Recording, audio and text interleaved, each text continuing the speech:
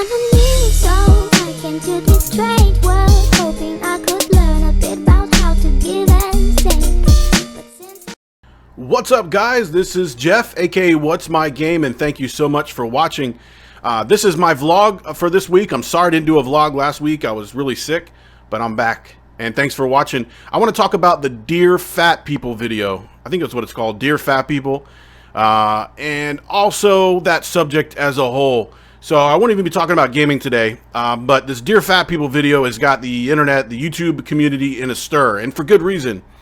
So this Nicole chick is the one who put it out there, and I guess I have to give you the link so you can see it for yourself. I hate to give her more views or whatnot, but I guess it's necessary evil, so you'll know what the hell I'm talking about. So you may want to watch her video first and then come back or whatever.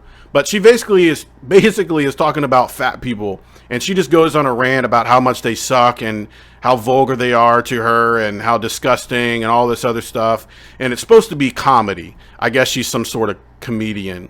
She does have wit. I can see that where she could be funny, but she's not. She's just your typical bitch. I mean, I hate to call her names, but that's how she's acting. And you know, I won't berate her, but she goes off on a tangent about fat people, and it's a shock video.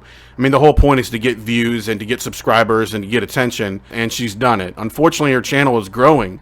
She's doubled in size from about 80,000, 90,000 to about 169,000 subscribers in a week. So it sucks that she's getting subscribers, so somebody agrees with her or somebody wants to see what she's going to do next, which is unfortunate. One of the only points she made which made sense to me was that she was saying how frustrating it was for obese people or fat people, specifically obese people that have disabilities that get to have their own parking spot. And also she sat next to some fat person on the plane and they took up her space. You know, I can understand that frustration, I really can. And as an obese person myself, I've been overweight my entire life, and as an adult, I've been pretty much obese the whole time. Coming from a person that she's ridiculing, I fit the mold of the type of person she's ridiculing. You know, it really bothers me. At the same time, I'm trying to understand her side of it. That's where that ends, because the reality is the rest of the time she's basically just blasting, I'll say us, fat people, and disgusting, smells like sausage, all these other things. You squish them and stuff comes out, you know, Crisco comes out, just really childish things like that. And it really seems, you know, on the face of it, it really seems like, you know, something happened to her. Like, there was a joke, I don't remember who said it, I'm trying to think who it was. Oh, Chris D'Elia, one of my favorite comedians. You know, he said, you know, my friend really hates Butterfingers. You know, why? You know, I don't want to be in another store with a Butterfinger. I don't want Butterfingers next to the other candy bars I like in the store. I hate Butterfingers. And he's got to, you know, and Chris says, something really bad must have happened with a Butterfinger in order for you to hate them so much. Right? You know, why does it matter to you? And that's kind of how I feel about this. Who gives a shit if somebody's fat? How does it affect your life more than smoking affects my life when I'm sitting next to a smoker, or I'm sitting next to someone that has a ton of perfume on, and I'm very sensitive to smell. I can literally, like this, get a headache within about 5 seconds to certain smells. It's ridiculous.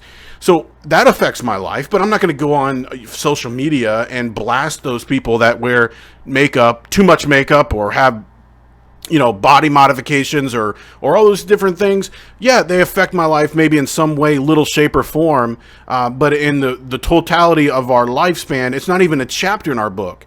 It's not even a page of our book. Maybe she has a family member.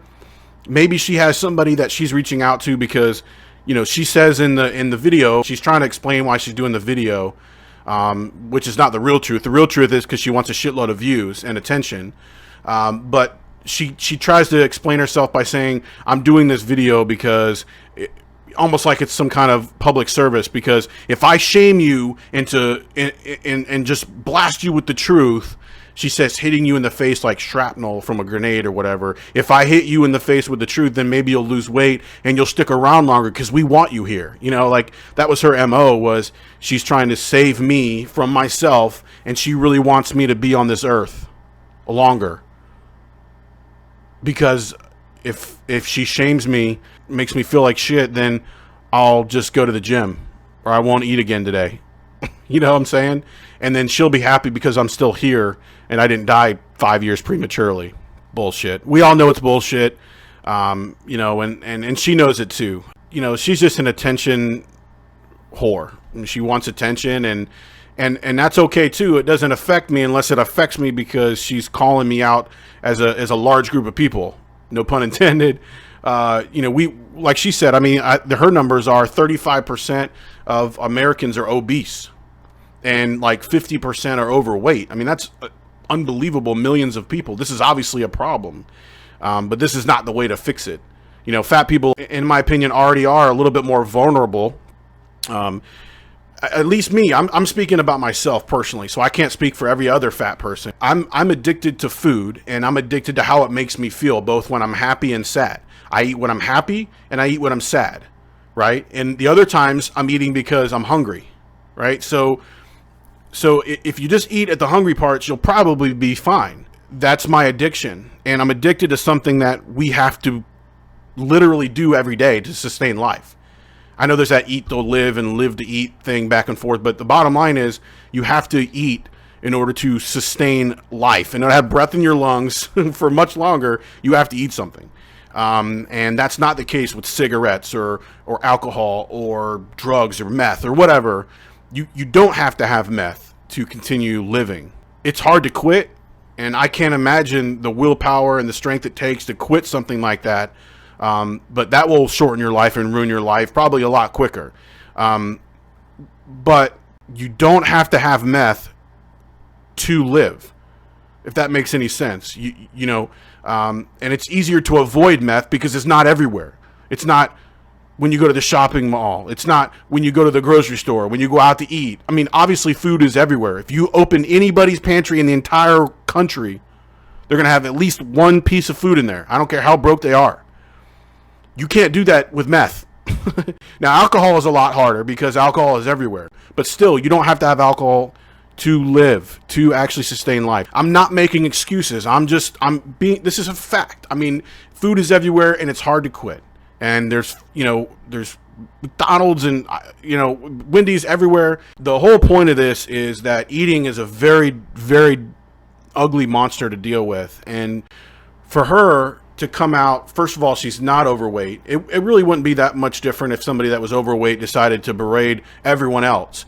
It would be, though, more acceptable if it was, but she's not. She's a skinny blonde girl. You know, videos like this makes me wonder about the general public, because, you know, there's that stereotype out there, and what she says is that we're not good enough.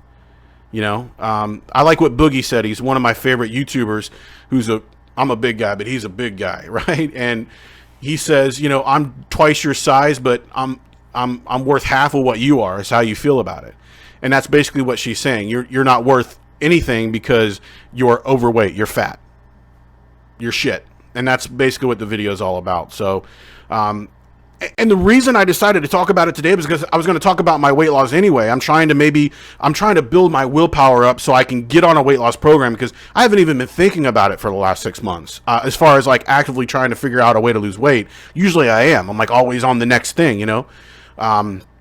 But she came back with a rebuttal video, you know, where she put her foot in the ground and said, yeah, I'll do whatever I want to say and say whatever I want to do. And so, you know, I thought maybe she would come out with an apology. She did the exact opposite, you know, so she sucks, and she's getting views and attention from it, which sucks.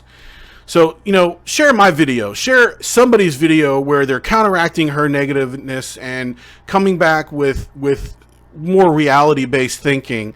And, you know, much love to everyone out there that has decided to oppose her, whether you're fat or skinny, white, brown, yellow. And, you know, we're all not perfect. I understand that. But to go on a mass scale like this, and you already have, thousands and thousands of subscribers, you do wield a bigger sword than just somebody talking about it at the dinner table with their family. I mean, you're talking about it and you're responsible for your actions because you're potentially speaking to the entire world.